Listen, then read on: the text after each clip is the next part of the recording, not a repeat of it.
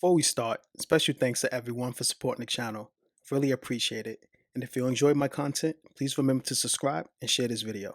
Welcome to Blueprints Unsealed, a series of reflections and thought depicting the life and times of society's most influential people, ideas, and culture.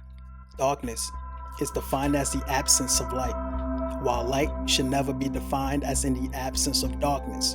But why is that? The answer is simple. Darkness does not exist, nor does it spread or move, but light can. In fact, the properties of light, which is forever moving at speeds faster than anything that exists, is the reason why darkness is perceived. Therefore, as light travels, its absence will grow or shrink at the speed of light. But what about consciousness? Is being unconscious the opposite? Well, consider this. Both states of awareness exist on the same spectrum.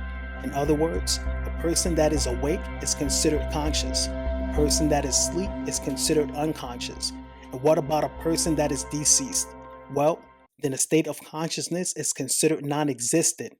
In short, death is not the opposite of consciousness, it is the absence of it. Therefore, life is a precursor.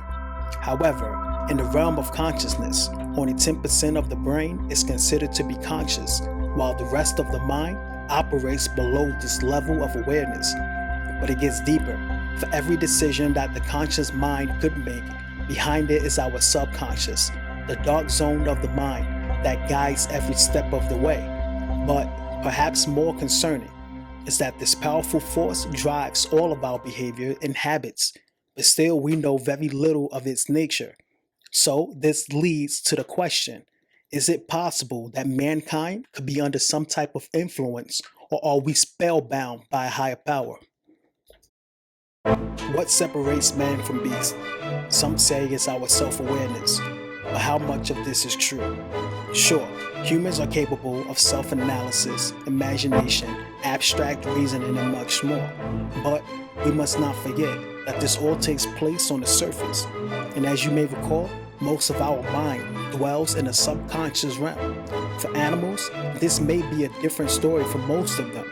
Although the common belief today is that animals do have consciousness, the perception is that their subconscious state may be limited to the extent of a primitive sense of self. So, what does this all mean? It suggests that it is likely the mind of an animal spends most of its time in a state of awareness, which is in stark contrast with man. Perhaps this is the reason why animals seem to be more in tune with nature than us humans. Their natural instincts are far superior to our own.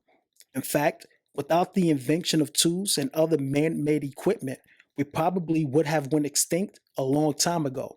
I find it interesting that we are the only species that lacks the strength and sense of direction that other animals naturally possess on this planet.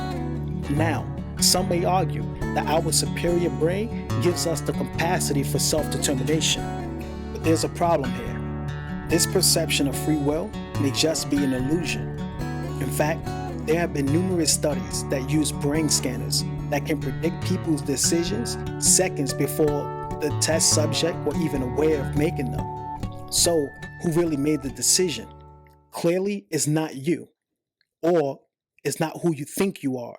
Even the simple process of choosing a color is decided at levels below self-awareness. Animal behavior is a result of biology, environment. Behavioral changes are triggered by an internal or external cue, such as the appearance of a threat nearby. Animal responses are driven by the primal urges to survive and reproduce. In fact, certain animal behavior traits, like attention-seeking and charging prey, are genetically inherited. In short, decisions in animals can be predicted because they all tend to act in the same manner, while humans' tendencies may range from person to person. Did you know that when you dream, the brain functions in ways that suggest the cognition of someone who is fully awake? In fact, according to neurologists, when someone is sleep deprived, we see greater sleep intensity, meaning greater brain activity during sleep. Dreaming is definitely increased and likely more vivid. This is interesting. It suggests that deeper states of the unconscious mind result in additional brain activity. But there's more. Something incredible happens when the conscious and unconscious realm are both present at the same time. Take lucid dreaming, a phenomenon where you become aware that you are dreaming.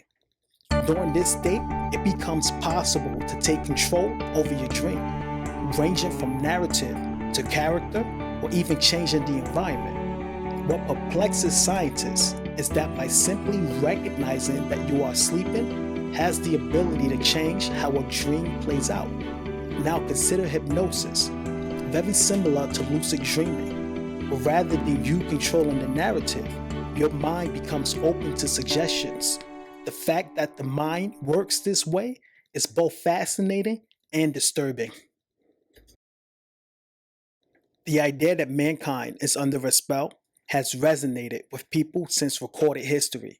In fact, many religions has based the origins of mankind as being cursed or tested. Take Christianity, Islam, and Judaism. They all root mankind beginnings as starting from Adam and Eve, who were both God's most perfect creations. They lived in paradise and had dominion over all the animals and land. However, all of that changed when they were deceived and tricked into disobeying God. At this point, Christianity teaches that this created original sin, while Islam rejects this notion and teaches that God forgave Adam and Eve and provided guidance.